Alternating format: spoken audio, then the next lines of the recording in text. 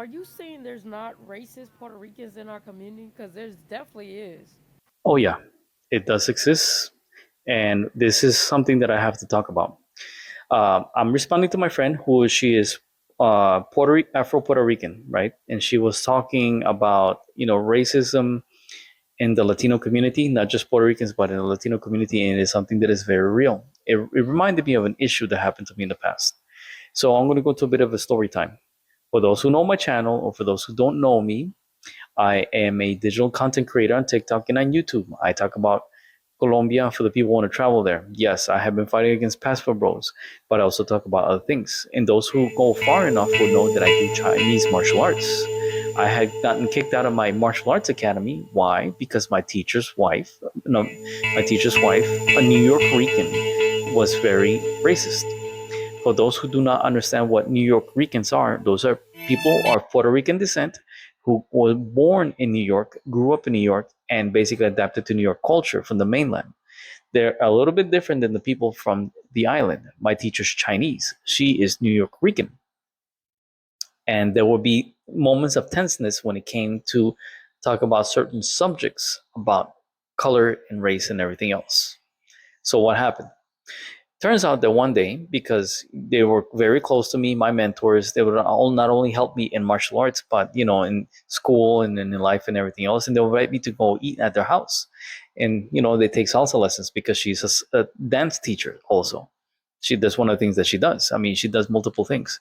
She teaches dancing. She's doing salsa for many many years and stuff like that. And she was born wait, she's older than my parents, so you'll know how old she is, like maybe 15 years older, 10 years older.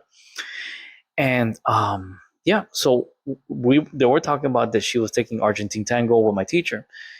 And I said, hey, did you know that the Argentine tango actually came from black African slaves in Argentina?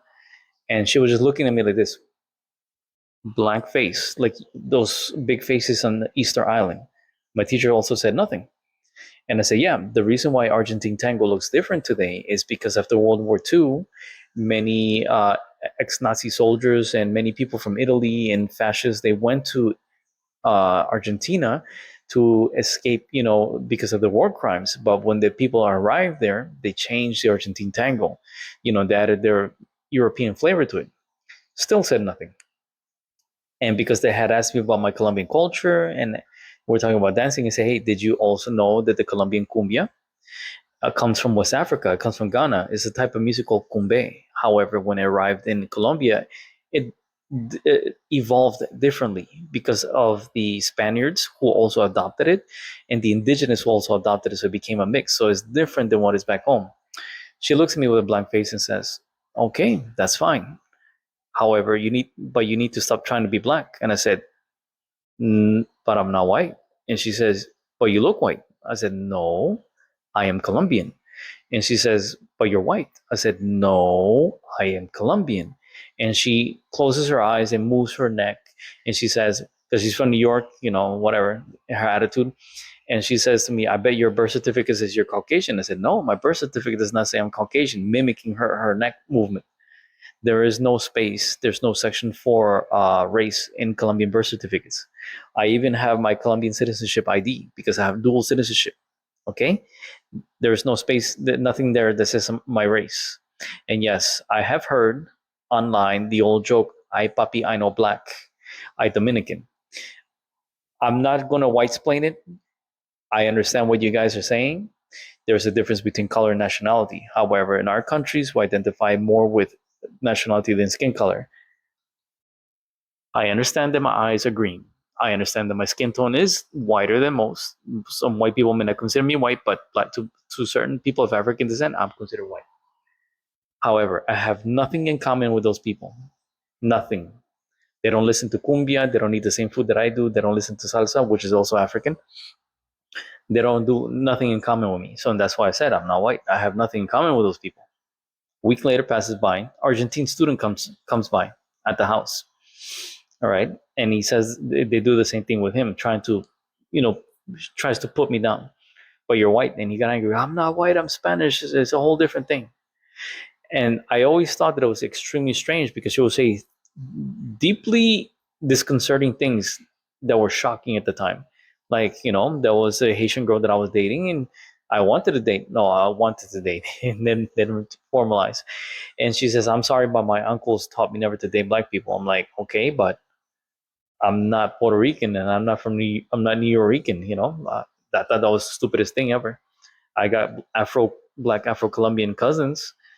You know, I grew up in Colombia. I grew up in the part of the country where there's more African descent peoples. I'm not from the Pacific, but my valley is near the Pacific, and people from the Pacific go to the valley. You know, and stuff like that. So we have a lot of African heritage. One day, my teacher comes up to me and he says, "Well, the thing that happens is that her grandfather is a Haitian man who was black, and he married a white woman. And what happened was is that because it was illegal in those days to marry a person of a different color, they ran off to Puerto Rico. That's where her mother was born. Her mom moved to New York, and she was born and raised in New York." I was like, okay. I thought it was really strange, and I just dismissed it at the time because I thought to myself, okay, that's just North American nonsense, right? Every time we talked about African history, she will get so quiet and red and intense. It was really strange. And yeah, there's a lot of hypocrisy amongst Latinos because a lot of them do talk about black people, and a lot of them do will talk about other Latinos who have darker skin color behind the backs. Maybe not as much in our countries, but here is more pronounced. Why? Because back in our countries, they are the ruling class. They are the exploitive class. They are the class that they don't have to work as hard. My ex-girlfriend's father, he is a black Afro Colombian man, and he was a soldier. My ex-girlfriend, she's lighter than me, but she's still a black woman. She's just a black woman with lighter skin tone.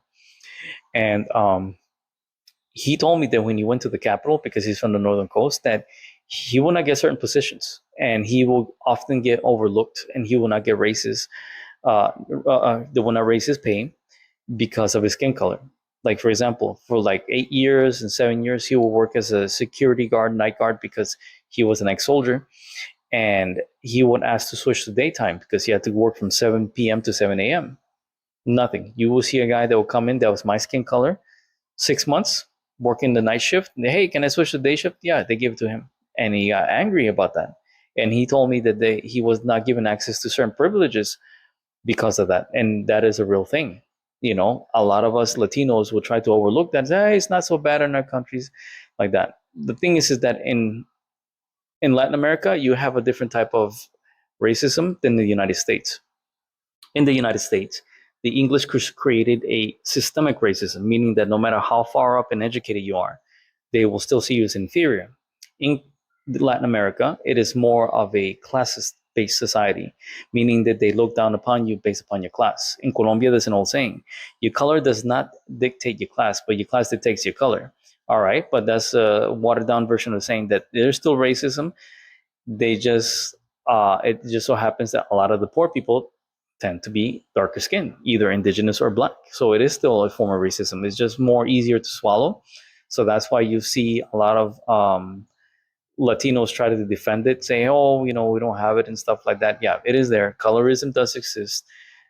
There is racial injustice.